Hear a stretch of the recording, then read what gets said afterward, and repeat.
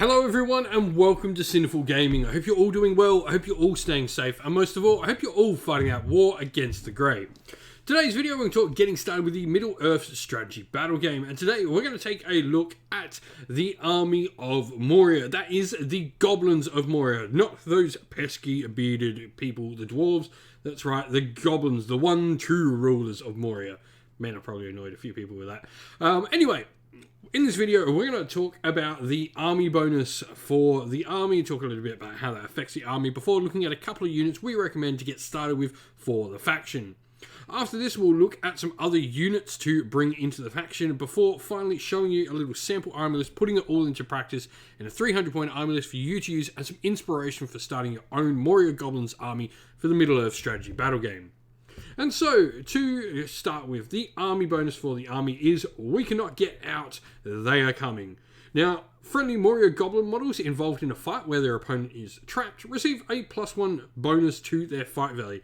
Pretty simple, goblins are going to be pretty numerous on the tabletop. This is just, really pushing you towards playing that horde style army with the goblins. This is really cool. Outnumbering is nice. Trapping your opponent, it doesn't matter what you've trapped your opponent with, so if a troll happens to trap your opponent, the goblins in that fight would still get the +1 as well, so it's worth considering. The troll wouldn't get the +1, but he would help to trap an opponent. And so, to get started with, I really like Groblog. For me, I think he's probably the best way to get going to start with for your goblins. I think if you're looking at some of the other options that are maybe more expensive, you're probably not getting the most out of the goblins to begin with. Obviously, you can't take things like the Balrog, who is 350 points by himself, but Groblog is pretty nice. He's a hero of fortitude with 3 might, 1 will, 1 fate, and 2 wounds. He's got a fight value of 3, so he's not too great there, but he's a goblin. He does have a defense of 6 though, which is pretty nice. Now, he's got armor, sword, and his special mithril crown.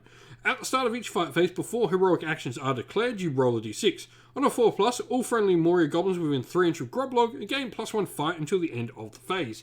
This is pretty cool. This can stack with the fact you can get your +1 for fighting against someone trapped. So you can be +2 fight on goblins around him if you're managing to trap someone. He's got heroic strike and heroic defense that's trying to make him a little bit of a fighter, but he's not really that much of one. Now, to go along with him, obviously Moria Goblin Warriors are the way to go. They're your stock standard sort of troops for the army. You're going to get a ton of them. They're 4 points each. They have armor and sword standard, fight value 2, so nothing too great. So you're really wanting that +2 to try and get them to 4, which is, probably about average for most things in the game. Defense of 4 is nice though, that is solid. And they can take orc bows, shields, and spears. And they've got the Cave Dweller rule as well to help them moving around that sort of type of terrain. So they can be pretty plentiful on the table. They're not the greatest fighters, but you do have a lot. Looking at where to go next though. Now we have Moria Black Shields. These are more elite fighting goblins. They still only have a fight value of 2, but they do come with heavy armor, shield, and sword standard. And they have options to take spears. Now they have a defense of 6, which is super nice. A strength of 3 like your normal goblins. And +1 courage. So they are courage 3 instead of courage 2, which are your Moria Goblin Warriors. So they're a little bit more elite. They're nothing, too elite in the game. But for goblins, they are much better. Now, looking into some of the support pieces, I think the Goblin Drum for me is almost an auto-include. These things, first of all, are amazing. So, you're going to be able to play the drum, where at least one of your Moria Goblin drummers is near it. All fights within 18 inches of one of more of the Moria drums allow your Moria Goblins to reroll a single d6 in their dual rolls. Note, this is not cumulative with the bonuses from a banner. You generally don't have banners in a Goblin army. All friendly Moria Goblins on the battlefield add 1 to their courage, and all enemy models suffer a -1 to their courage. Note, once again, this isn't cumulative. Now, the drum is also a heavy object, so you can move it around potentially, but it's generally going to sit in place and do a bunch of stuff.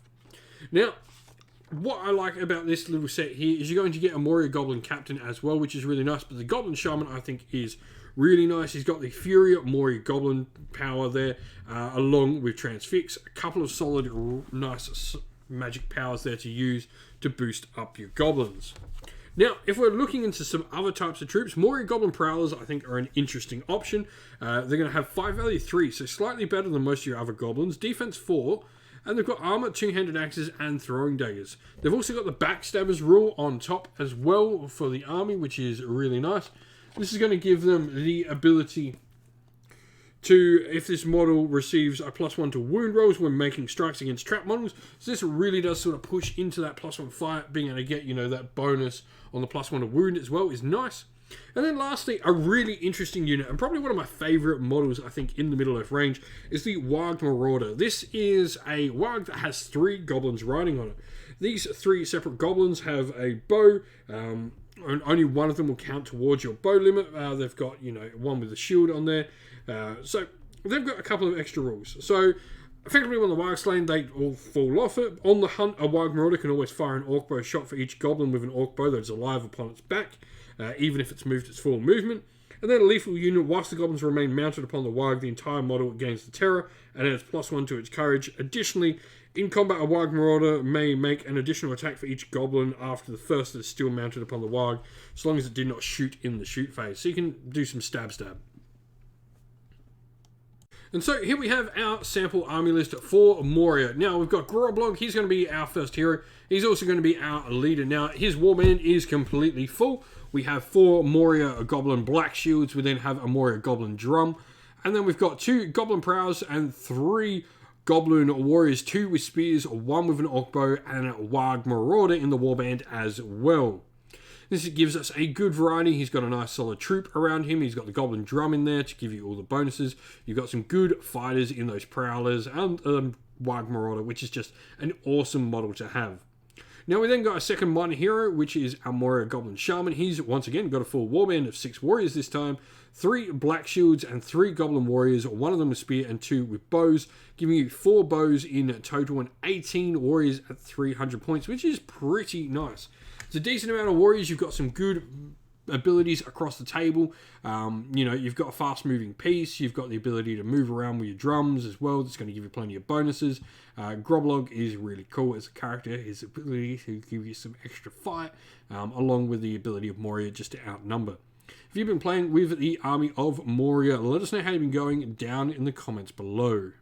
And so that's the end of the video. We hope you all enjoyed the video. If you did, please don't forget to leave a like and subscribe to the channel if you haven't already, and drop a comment down below in the comment section letting us know what you enjoyed about the video. If you'd like to chat more with me and other members of our little community here at Sinful Gaming, we have a Discord server which has got a link down in the video's description where you can come chat with me about wargaming and indeed a ton of other stuff in the Discord as well. Now, if you'd like to help support the channel, the best ways to do so are down in the video's descriptions as well, either by going and joining Patreon or YouTube members, both linked in the video's description, or by grabbing some channel merch, either through our Ko-fi store or through Teespring. All of these are the best ways to help support the channel. If you'd like to do anything else and help support the channel, please reach out. We're always thankful for anyone who wants to help the channel. Thank you to our Patreon and YouTube members. We'd like to give you all a shout out for being such amazing supporters. So thank you to our Patreons, Christian Weir, Soren, Kenny Lyle, Outer and Shot First, Andrew Bowen, Nathan Fee, The Rising Ape, Cure Dynamic, Anthony B, JJ Austrian, Average Wargamer, Domir, Mark Harvey, James Cater, Bloobs, Benjamin Swallows, Red Martin, Kevin Bowman, and Iron Grinch, and to our YouTube members, Green Roots Gaming, Ronya, Lock Lorick, The Johnny84, David Ellsworth, Wolfric Nick, Broken Chef, Ariana Edwards, Revenar, Pink Nico Fire, Robin Mankiller, Monty's Tabletop, Terrain, John Castle, Davis Weir, and James South. And lastly, a special thanks to Lady Witchfox Art, who does all the amazing artwork for the channel. Couldn't do what we do without you. Thank you all once again for watching. Stay safe, stay well, and most of all, keep fighting that war against the grey. Ciao for now.